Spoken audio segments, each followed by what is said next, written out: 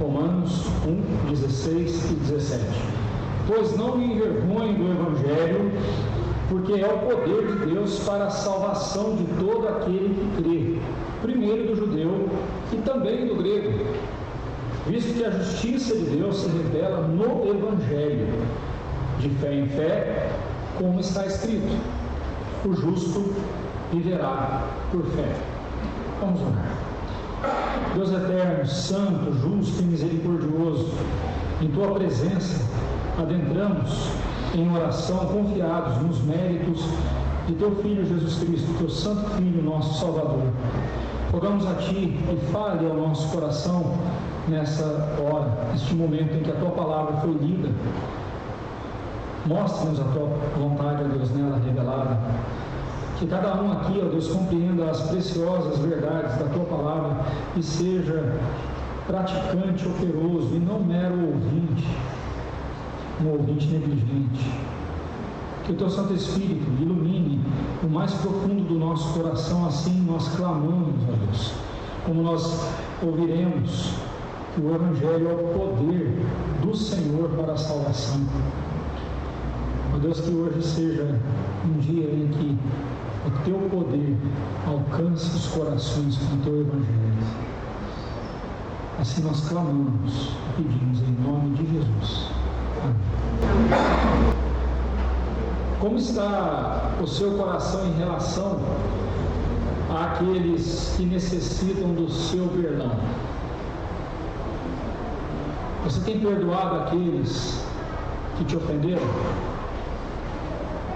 Você tem pedido perdão àqueles a quem você ofendeu?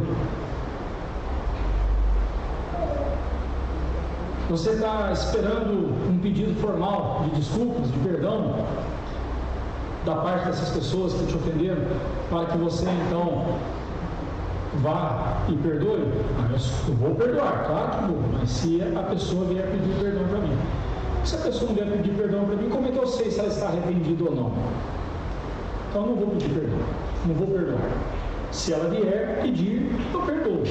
É assim que você tem feito?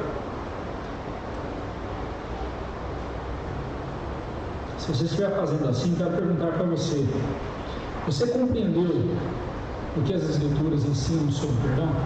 Você entende o que a Bíblia fala sobre perdão?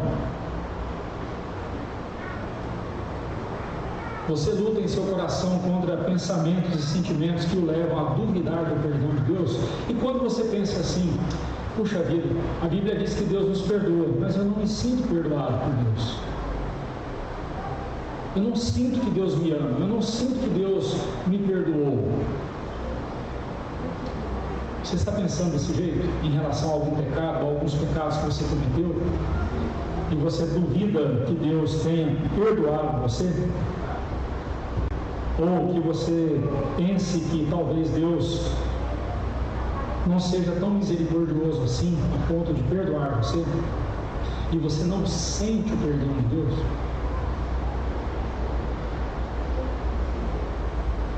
Tudo isso está acontecendo na sua vida porque você ainda não compreendeu as Escrituras e o que elas ensinam sobre perdão, sobre o que é o perdão que Deus concedeu a você, a mim, o perdão que nós devemos conceder àqueles que nos ofenderam e nós devemos perdoar.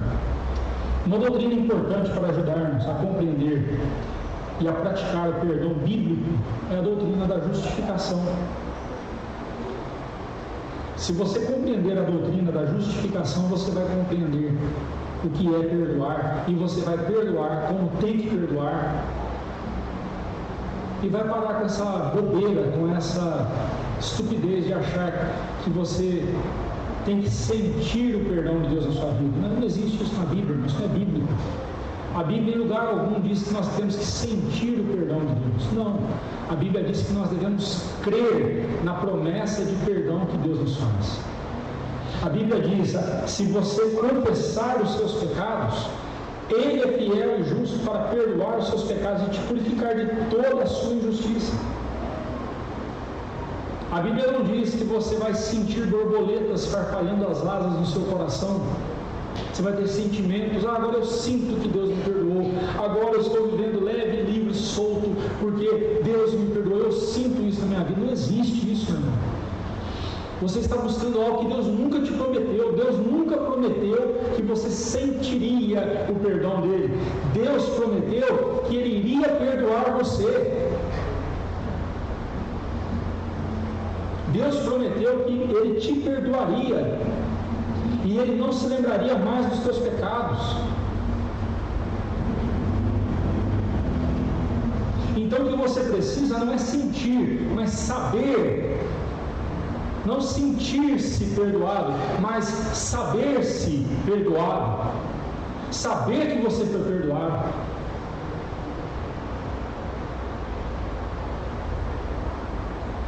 Mas agora você vai ver porque que o perdão é algo difícil. É algo difícil de ser praticado. Não diria, mas é. Então a doutrina que é muito importante para entendermos o perdão e praticar o perdão é a doutrina da justificação pela fé em Cristo. E estes dois versículos, que são o tema central da carta aos Romanos, lendo, estudando a carta aos Romanos, não perca de vista essa verdade, a doutrina da justificação pela fé em Cristo. Toda a carta aos Romanos tem como mensagem principal essa verdade. E Paulo aqui, ele abre, então, até aqui ele fez uma apresentação de si, até aqui ele falou do seu amor, da sua intercessão por aqueles irmãos, ele fez uma introdução à sua carta. Agora, ele introduz o assunto da carta. Eu quero mostrar para vocês o que nós vamos tratar aqui hoje. O tema dessa carta é justificação pela fé em Cristo. Esse é o assunto que eu quero tratar com vocês. Paulo dizendo para os romanos. E aqui eu vou tratar desse assunto com você hoje. Começar, né? Porque a carta toda trata disso. Eu quero propor como tema para a nossa meditação nesse texto o perdão de Deus aos homens. Justificação é perdão. Então falaremos sobre o perdão de Deus aos homens.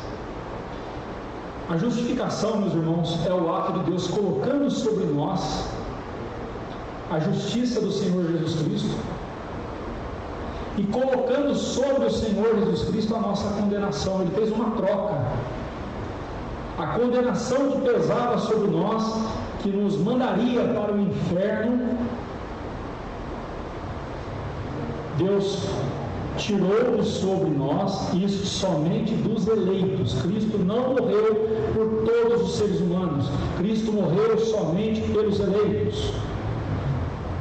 Porque se existe um eleito de Deus hoje no inferno, então toda a doutrina bíblica ela é mentirosa, toda a doutrina bíblica ela não é confiável.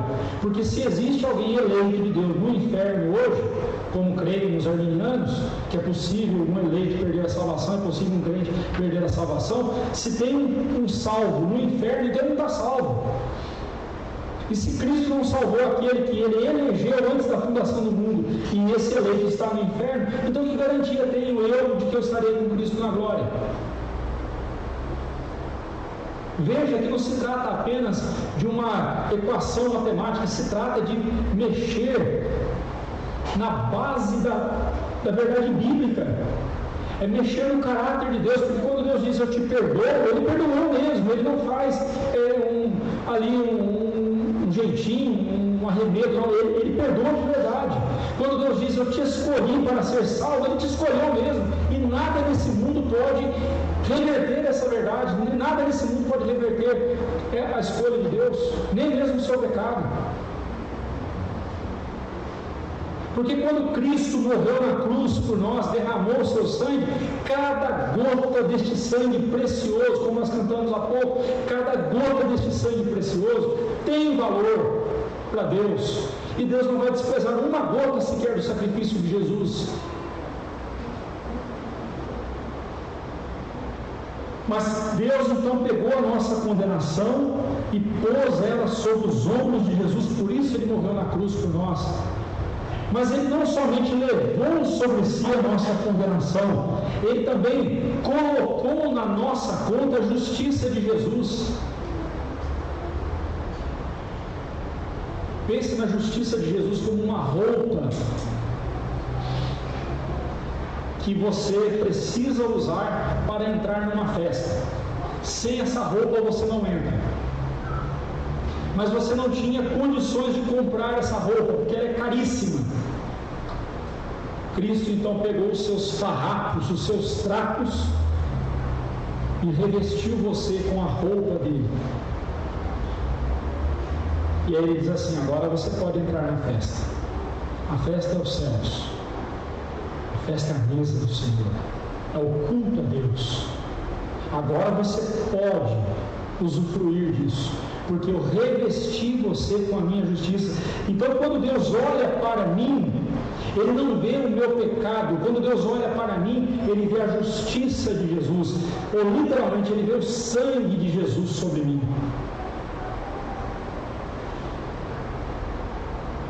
O meu pecado faz com que Deus se volte para mim com ira, e quando Deus se volta para mim irado para me esmagar, Ele me vê coberto com o sangue de Jesus. A ira de Deus é aplacada. E Deus então, em vez de me fulminar, Ele diz: vinde bendito do meu reino, vem estar comigo. Isso é justificação, isso é perdão. Isso é perdão. E é sobre isso que esses dois versículos falam. Eu não vou discorrer sobre os dois hoje, porque tem muita coisa para ser dita. Se eu conseguir encerrar o versículo 16 hoje, me darei por satisfeito. Se conseguir. Tem muita coisa para ser dita. Bem, eu vou propor duas perguntas para ajudar-nos a entender o texto, para entender esse versículo. A primeira pergunta é: onde essa verdade, a verdade do perdão, da justificação, onde essa verdade é encontrada? Num biscoito da sorte chinês? Você quebra o biscoitinho da sorte, aparece um papelzinho aí dizendo? Não, com certeza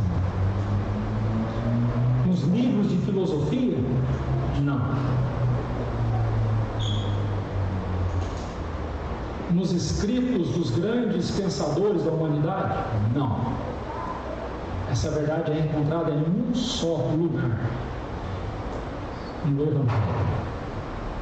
No Evangelho de Cristo. Pois não me envergonho do Evangelho, porque é o poder de Deus para a salvação de todo aquele que crê, primeiro do judeu e também do grego.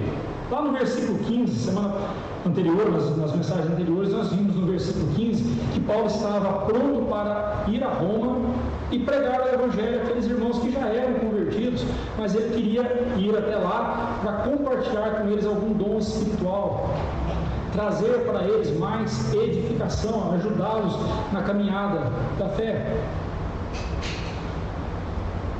Essa prontidão no coração de Paulo era fruto do seu amor por Cristo e pelo zelo que ele tinha pelos irmãos também, é claro, mas principalmente pelo amor que ele tinha por Cristo e pelo Evangelho, e o zelo que ele tinha pelo Evangelho de Cristo. Esse amor e zelo afetavam o seu coração de tal forma que o afastava de qualquer coisa que pudesse fazê-lo se sentir envergonhado com o Evangelho. Paulo não tinha vergonha de compartilhar o Evangelho. Paulo não ficava tímido diante de uma situação como muitas vezes nós ficamos. Um amigo, um conhecido nosso, Deus nos dá uma oportunidade de ouro de pregar o Evangelho para aquela pessoa e a gente se acovarda. Por quê? Porque a gente se envergonha do Evangelho, porque a gente tem vergonha de dizer que é crente, a gente tem vergonha de dizer que a nossa fé está em Cristo. E esse tipo de crente só traz vergonha para Cristo. Esse tipo de crente só envergonha o Evangelho. E Paulo disse: eu não me envergonho do Evangelho, eu não tenho vergonha de pregar o Evangelho. Por quê? Porque é o poder de Deus. Uau! Aos olhos de homens arrogantes, especialmente de pessoas que habitavam na capital do Império Romano, né? A gente vê isso aqui, meus irmãos, na nossa região. Eu moro na capital, eu moro em São Paulo. Grande coisa, a muvuca naquela, Deus me livre. Você mora na capital. Você é do interior, né? Não é assim? Eu sou da capital. Você imagina o cidadão romano, ele era cidadão da capital do mundo daquela época. Roma era o império mundial. E o romano se achava o tal, ele se achava o cara mais importante, a última bala do baleiro. Ele se achava o tal. Mas não é só o romano, não. Arrogância é uma coisa que está no coração de todos nós. Então Paulo, olhando esses homens arrogantes, especialmente esses que habitavam na capital do Império Romano, para esses o Evangelho tinha vários aspectos vergonhosos, começando pelo fato de que quem era o fundador ou o grande vulto do Evangelho? Um carpinteiro, filho de um carpinteiro, um galileu. Até os próprios discípulos falaram, mas daquele lugar pode sair alguma coisa boa. Você imagina o cidadão romano, o que ele pensava? Eu vou seguir o ensinamento de um galileu? Você está de brincadeira? Eu vou seguir os grandes filósofos aqui, que estão na capital, os grandes pensadores. Começando pelo fato de que era um galileu, carpinteiro, que tinha uma história meio esquisita do seu nascimento, que disseram que foi obra do Espírito Santo. Essa conversa não rola. A mãe dele aprontou quando era noiva. Aí estão dando jeito de maquiar a coisa. E eu vou seguir um cara desse, mas de jeito nenhum. Os romanos não cultivavam, além disso, eles não cultivavam qualquer apreciação pelos judeus. Judeu era escória para eles. E os judeus só eram tolerados no Império Romano por causa de um acordo que foi feito ali. Olha, a gente até deixa vocês praticarem a religião de vocês, vão praticar, mas não cria caso com a gente não, tá? Não traga problema para nós, não cause problema para o imperador. Mantenha a coisa o mais calma, o mais pacífica possível. Não permitam que surjam entre vocês aí arruaceiros, baderneiros que venham causar problema para o império, mas fiquem aí. Mas eles não olhavam com bons olhos para os judeus. Roma era uma cidade altiva, e o Evangelho vinha da humilde Jerusalém.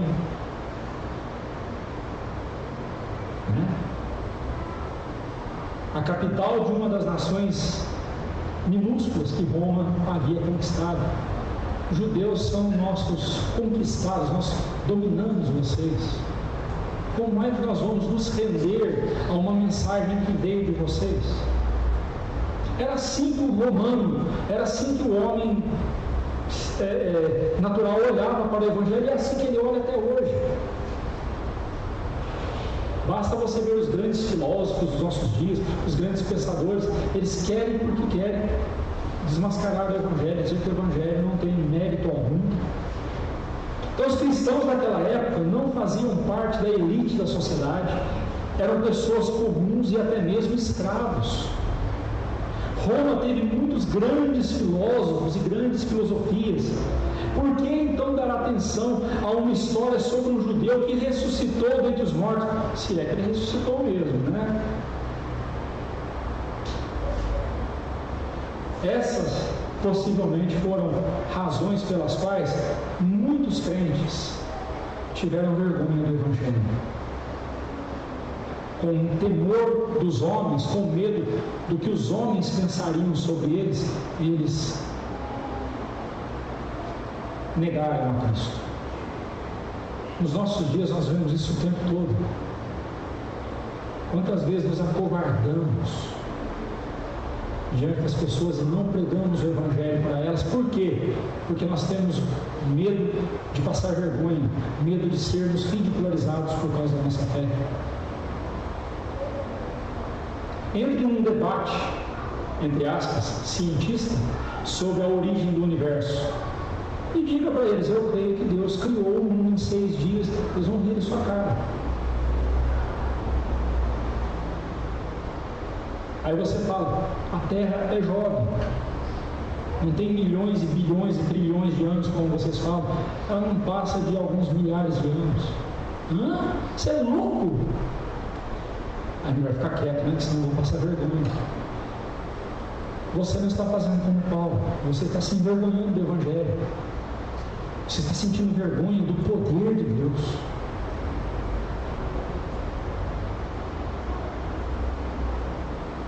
Mas os motivos que Paulo tinha para não se sentir envergonhado com a mensagem do Evangelho não estavam na sociedade, não estavam nas circunstâncias, não estavam nos destinatários, os romanos, nada disso. Os motivos eram infinitamente superiores. Primeiro ele diz: o Evangelho é o poder de Deus. Poder. Nós não estamos falando aqui de filosofias, nós não estamos falando aqui de conversas, nós não estamos falando aqui de livros, nós estamos falando aqui do poder de Deus. O Evangelho é o poder de Deus. Os romanos, eles viviam se gabando do seu poderio militar, com o qual eles dominaram o mundo da sua época. Onde eles chegavam, eles dominavam, com seu exército, eles dominavam ferozmente. Eram poderosos. E Paulo vem dizer para eles: eu tenho a dizer para vocês de um poder muito maior do que os seus, muito maior do que de qualquer outra pessoa. Paulo lembra aqueles crentes romanos que o Evangelho de Cristo, o qual ele proclamava, o qual ele foi chamado para pregar, é infinitamente superior a qualquer poder neste mundo, e até mesmo do que todos os poderes do mundo e do universo juntos. Junte todos os poderes do universo e coloque diante do Senhor Jesus. São poeira diante do poder dele. E quando nós pregamos o Evangelho, nós estamos pregando um poder de Deus. E nada pode sobrepujar, nada pode superar, e nada pode diminuir o poder de Deus. Mas a gente tem vergonha. A gente se envergonha. Por quê? Porque nós não compreendemos o Evangelho. Se tivéssemos compreendido de fato, nós pregaríamos o Evangelho e não estaríamos nem aí para a opinião pública. Não estaríamos nem um pouco preocupados com o que iriam pensar de nós, com o que iriam fazer conosco. Iríamos pregar o Evangelho. Mas por que não fazemos isso? Porque nós não estamos vendo o Evangelho como ele é. Ele é o poder de Deus. Outra razão pela qual Paulo não se sentia envergonhado pelo Evangelho é que esse poder opera para a salvação.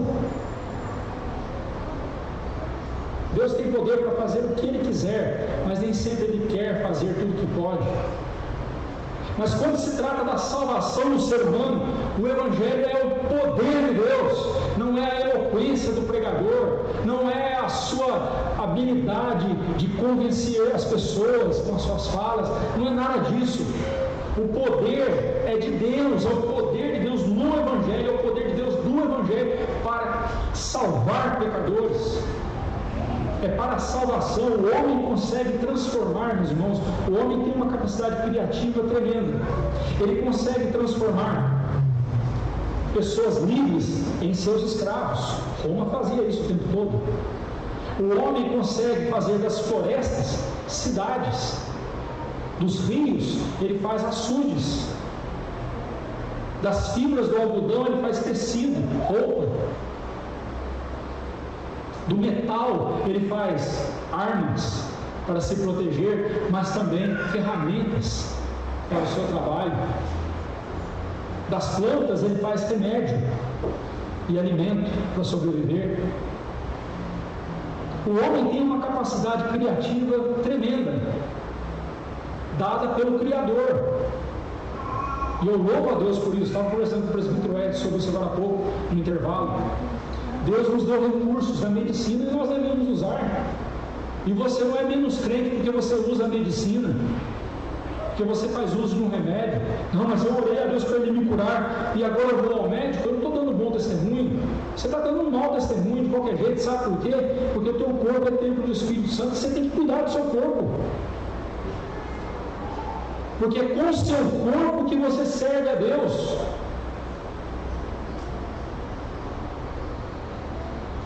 Apresenteis os vossos corpos por sacrifício vivo, santo e agradável a Deus. Veremos isso daqui a alguns anos. Esse texto, né? Romanos 12, vai demorar um pouco.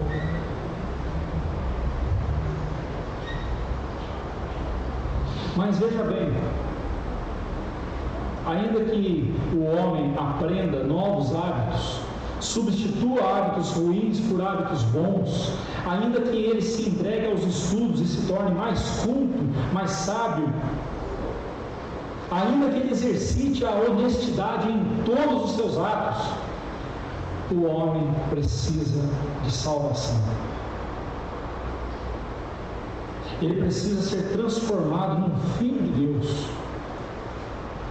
Ele não precisa de melhoramentos. Você e eu não precisamos ser melhorados. Você tem que melhorar o seu jeito, viu? Não, você precisa de transformação. Você tem que melhorar aí o seu temperamento. Você é muito nervosinho, você é muito bravinho. Você tem que ser transformado. Ira é pecado. Você não precisa de melhoramento. Não se melhora o que está estragado. O que está estragado você substitui. Por isso que Deus prometeu dar-nos um coração novo, um coração de carne, arrancar do nosso peito um coração de pedra e colocar um coração de carne, ou seja, sensível à sua voz.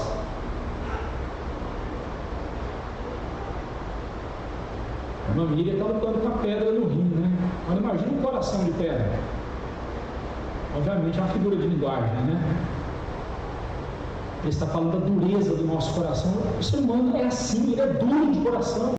E ele precisa ser transformado. E salvação é transformação.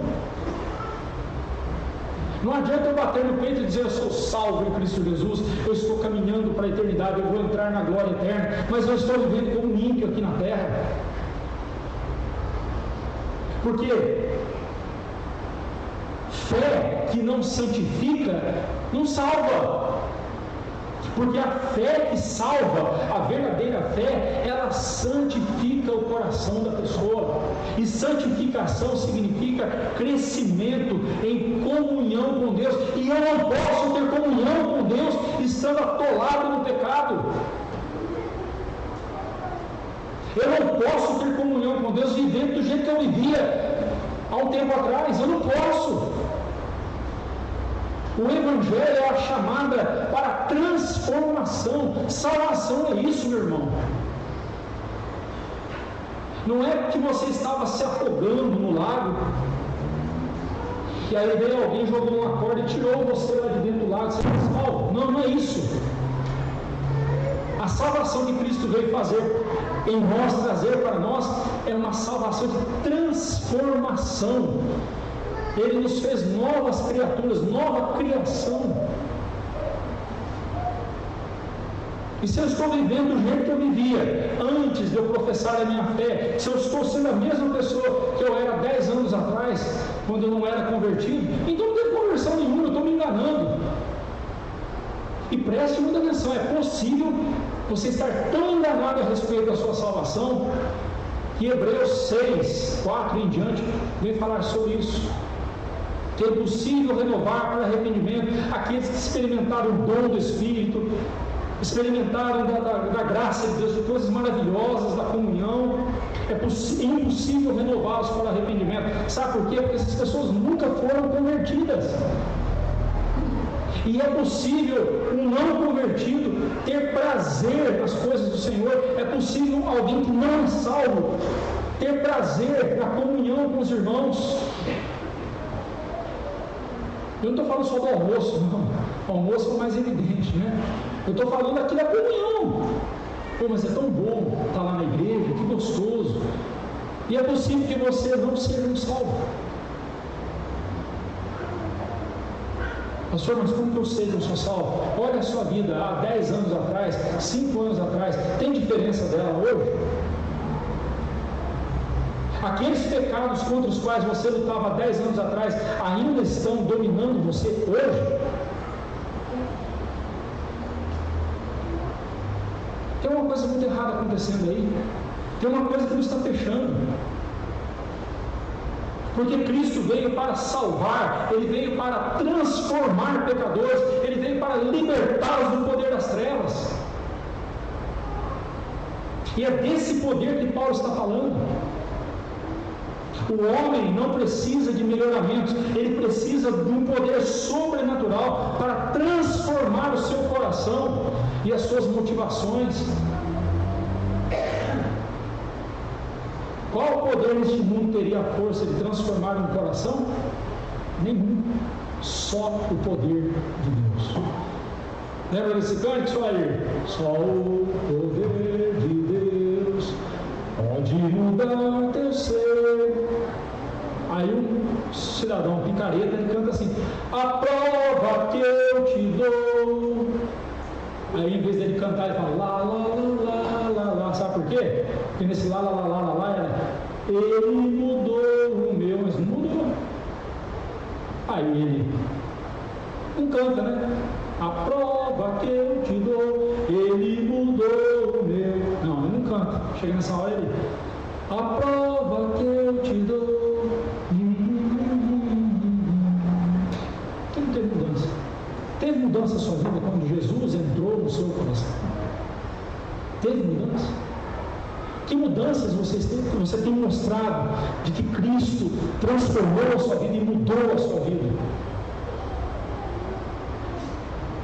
Estou falando de transformação. Eu era outro homem e eu agora sou nova criatura em Cristo Jesus. Eu não penso mais como eu pensava, eu não tomo decisões como eu tomava antes. Minhas conversas são outras. As minhas motivações são outras. E quando eu percebo no meu coração uma motivação pecaminosa, eu luto contra ela e me afasto dela, porque eu quero ser motivado pelas coisas de Deus. Eu quero fazer as coisas para a glória do Senhor. William Hendrickson, comentando esse versículo, ele diz que o poder de Deus o poder do homem destrói, mas o poder de Deus salva. O poder de Deus resgata. O poder do homem só destrói. Tudo que eu ponho a mão eu destruo. Eu sou um alquimista às inversas. Tudo que eu ponho a mão eu estrago. Lembrei de uma torneira que eu arrumei esses dias em casa, que não arrumei. Passei um sufoco 10 horas da noite. Aí um amigo me socorreu e eu consegui. E ele arrumou para mim. Tudo que a gente põe a mão, a gente estraga, irmãos. Os nossos relacionamentos são estragados por nossa culpa. Coisas boas que Deus nos dá, nós estragamos. Nós parecemos aquela criança que ganha um presente, a primeira coisa que ele faz é quebrar o presente para ver como é que é por dentro. Nós estragamos, nós somos destruidores. Faz parte da essência pecaminosa do nosso coração. Por isso nós precisamos ser transformados, resgatados por Cristo, e somente o poder de Deus pode salvar, somente o poder de Deus pode resgatar o nosso coração. Então a questão aqui não é apenas uma transformação no caráter, mas também uma mudança de destino. Salvação é isso, não é só a mudança do seu caráter, não é só a transformação do seu caráter. A psicologia diz que é impossível você mudar o caráter de uma pessoa, isso é mentira. A Bíblia diz que é possível sim, pelo poder de Deus. Deus transforma o caráter da pessoa, mas não só muda o caráter da pessoa, Deus muda também o destino da pessoa, aos olhos humanos, porque aos olhos de Deus o destino do crente sempre foi a glória eterna. Mas humanamente falando, houve uma mudança no destino. Eu ia para o inferno, agora eu estou indo para o céu. Eu tenho um amigo, um pastor querido, toda vez que eu ligo para ele: ei, fulano, como é que você está? Ele fala: rapaz, para quem deveria ir para o inferno e agora está indo para o céu, estou bem demais, ué. E é verdade.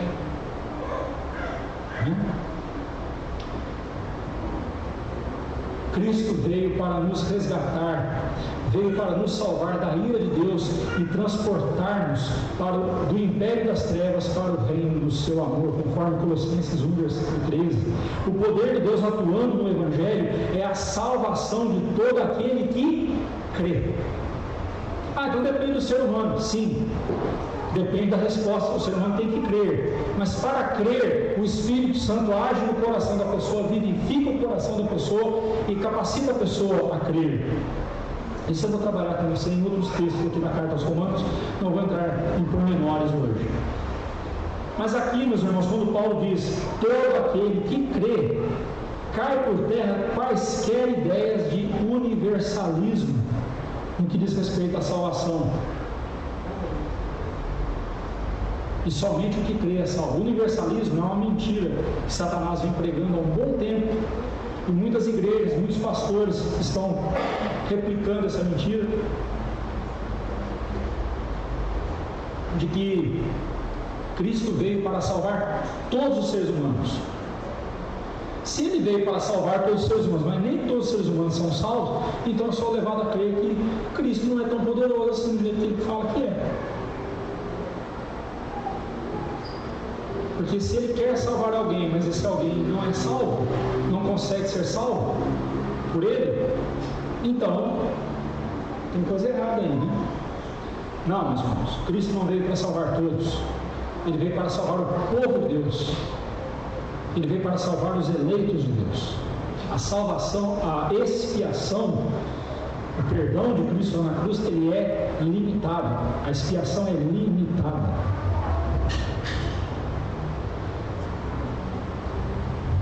Quando Paulo usa o verbo crer, para a salvação de todo aquele que crê, o verbo crer, da forma como ele está conjugado, da forma como ele se apresenta no texto, literalmente significa aquele que está crendo, que está no tempo presente.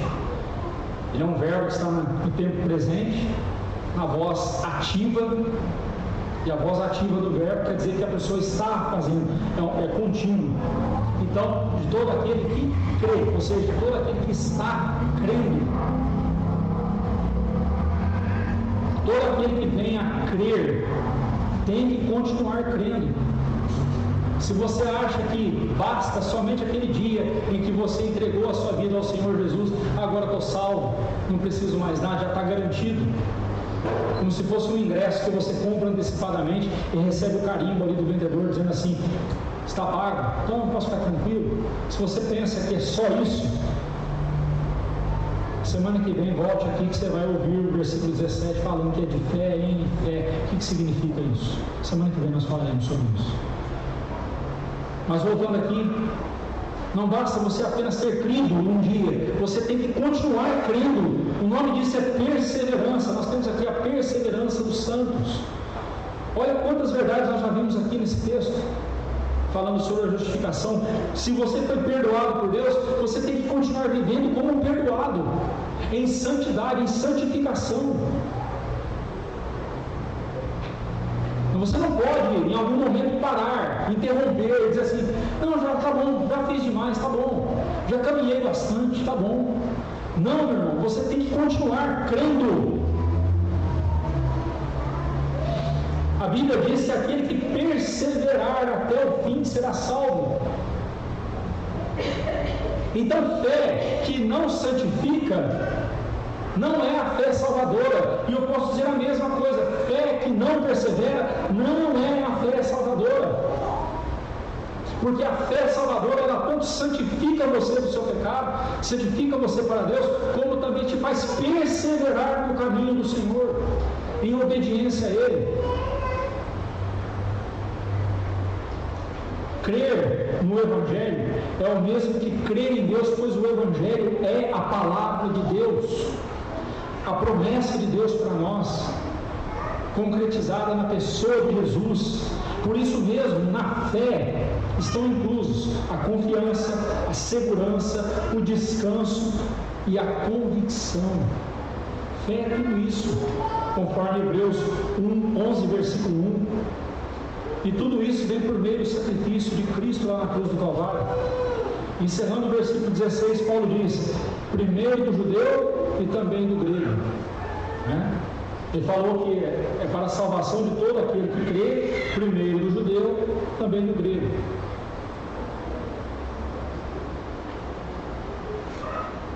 Foi através dos judeus que veio o Salvador, e não só o Salvador, vieram as alianças, a palavra de Deus, as promessas de Deus. Foi através do povo judeu. A salvação vem dos judeus, disse Jesus. Eles foram incumbidos por Deus de serem o canal dessas bênçãos para o mundo, e foram. Por isso o Senhor Jesus, ao enviar seus discípulos, deu a ordem para eles irem primeiro aos da casa de Israel. Vai procurar primeiro as ovelhas perdidas da casa de Israel. Depois que nós fizermos isso, nós vamos para os gentios. Graças a Deus, chegou a nossa vez. Então, quando Paulo está dizendo primeiro do judeu e também do grego, grego aí não é só quem nascia na Grécia, que nascia na região da Acaia. Não, grego aí é sinônimo de gentio. Primeiro do judeu, porque é com eles que Deus tem uma aliança. Veremos isso com mais clareza lá no capítulo 9 em diante, capítulo 10, nós veremos isso. Mas também do gentio.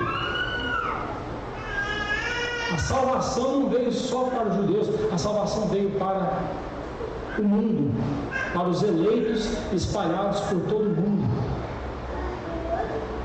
Graças a Deus. Eu quero aqui encerrar trazendo algumas aplicações para o versículo 16, da nossa vida. A verdadeira fé é aquela que repousa somente em Cristo, que não se baseia nos próprios méritos, mas somente nos méritos de Jesus, e não sente vergonha do Evangelho. Se você não sente vergonha de pregar o Evangelho, louvado seja Deus, você é um salvo em Cristo Jesus. Mas você pode ser um salvo que está se envergonhando do Evangelho. Então o que você tem que fazer? Peça perdão a Deus por isso. Peça perdão a Deus e peça: Senhor, me faça ser atento às oportunidades que o Senhor vai me dar a cada dia de pregar o Evangelho para alguém. E eu não perca nenhuma dessas oportunidades. Como alguém pode se envergonhar do poder de Deus? Como nós podemos nos envergonhar de algo tão maravilhoso?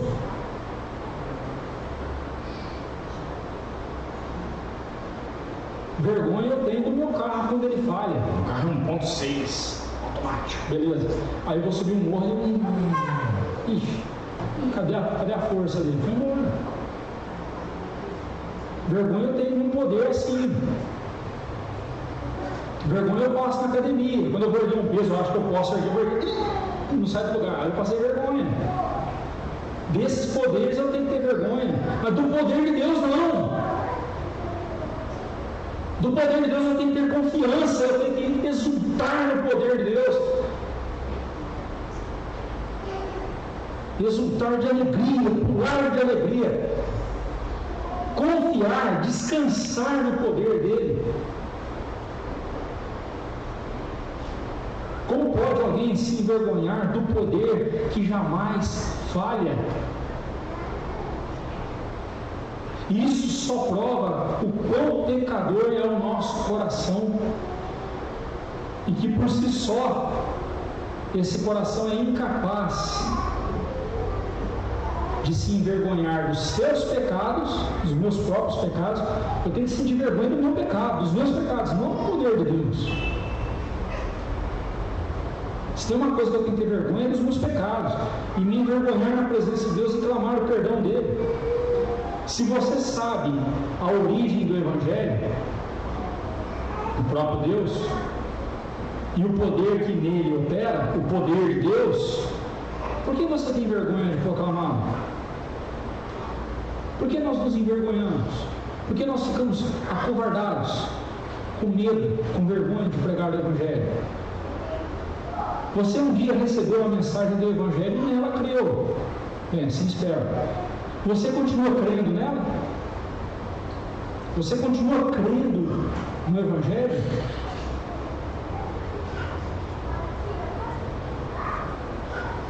Ou você está chamando de letargia espiritual, você está chamando de amadurecimento aquilo que é letargia espiritual? Sabe o que é letargia espiritual? A pessoa converteu-se a Cristo Jesus, está feliz da vida ali, pregando o Evangelho, aquele entusiasmo, devorando a Bíblia, lendo a Bíblia, e aquela coisa, ora fervorosamente. Aí passa 1 ano, 2, você olha para ele, cadê aquele fervor? Ele amadureceu. Agora ele é um crente maduro, ele não é mais uma criancinha espiritual. Agora ele amadureceu. Mas eu não vejo fervor na vida dele, eu não vejo entusiasmo, eu não vejo afeições no coração dele por Cristo. Eu não vejo ele se empolgar com o culto ao Senhor. Hoje é o dia do Senhor, hoje é domingo, é o dia de louvar a Deus. Não tenho atividade mais preciosa da minha semana além dessa. Essa é a atividade mais importante da minha semana. Eu começo a minha semana adorando a Deus e continuo toda a semana inteira, louvando ao Senhor, confiando nele. Ou não? Hoje é domingo, né? Mas semana inteira choveu. Justo hoje eu abri um solzão lindo desse. Vai na praia.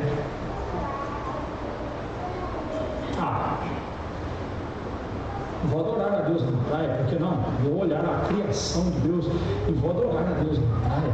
Estarei adorando a Deus. Lá no inferno também, eles falam mesmo. Aqueles que estarão no inferno farão mesmo, verão o poder de Deus, mas verão a ira de Deus, não terão, então terão mais solução. Cuidado, não brinque com coisa séria. Se você um dia recebeu a fé, a Cristo pela fé, continue, persevere. Mas eu pergunto, você realmente crê que Deus pode transformar e salvar pecadores? Você crê nisso mesmo? Você tem certeza que Deus, o Evangelho é o poder de Deus para transformar pecadores? Independente de você crer ou não, não muda o fato de que é o poder de Deus. Mas quando você não crê, você também não o proclama. Mas se você crê, eu pergunto, por qual motivo você se acanha de pregar o Evangelho? Porque você se cala, fica quieto, ou finge de tonto, ou finge que não foi com você, e você deixa oportunidades preciosas de falar de Jesus para alguém. Por quê? Sua vida foi mesmo transformada? Eu sei que são perguntas que inquietam o nosso coração, eu sei que são perguntas que instigam o nosso coração, nos incomodam, mas a gente precisa perguntar sobre isso, irmãos. Eu preciso olhar para mim o tempo todo e ver se realmente eu estou firme em Cristo. Essas perguntas são constrangedoras e são propositais, porque enquanto você e eu estivermos nos envergonhando do Evangelho, nós estamos desobedecendo a Deus e por isso nós estamos sendo vergonha para o Evangelho. Conta-se que um grande general na guerra observava que um soldado dele, um jovem soldado dele, quando a coisa estava renhida, a batalha estava renhida, estava feia, ele se escondia. Depois que a coisa dava amenizada, esse rapaz pegava a sua espada e ia para cima dos cadáveres, ele dava espadadas ali no cadáver, os cadáveres, aí é fácil, matar quem está morto é fácil. E aí, e o general viu aquilo e ficou incomodado, mandou chamar o rapaz. A primeira pergunta que ele fez: filho, qual é o seu nome? Para surpresa dele, o nome do soldado era o nome do general. O general ficou furioso, porque o general tinha fama de ser um conquistador, um guerreiro, um homem aguerrido e feroz na batalha. E ele então olha para aquele soldado e diz: então você muda de atitude ou você muda de nome? Ou você muda de atitude ou não você muda de nome. Para de se chamar com o meu nome, você está me envergonhando. Cristo pode dizer a mesma coisa para nós: ou você muda de atitude, ou você muda de nome. Para de dizer que você é cristão com o comportamento que você tem tido. Pare de dizer que você é crente. Pare de dizer que você é cristão, que você segue a Cristo, se você não trata bem sua esposa, se você não trata bem seu esposo, se você é negligente para com seus filhos, se você desonra os seus pais, se você é um péssimo funcionário.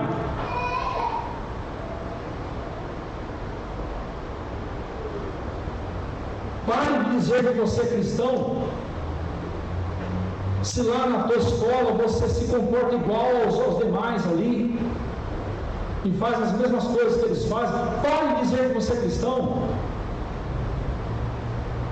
Pare de envergonhar a Cristo. Pare de trazer vergonha para o nome dele. Não se esqueça do que ele disse lá em Mateus 10:33. Aquele que se envergonhar de mim diante dos homens, eu também me envergonharei dele diante do meu Pai e dos seus santos anjos. Aquele que me confessar diante de Deus, dos homens, eu também o confessarei diante do meu Pai que está nos céus.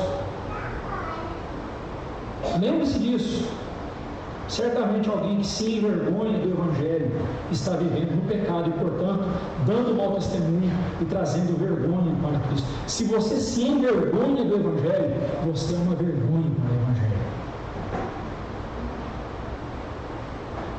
Deus tenha misericórdia. Vamos salvar. Amém.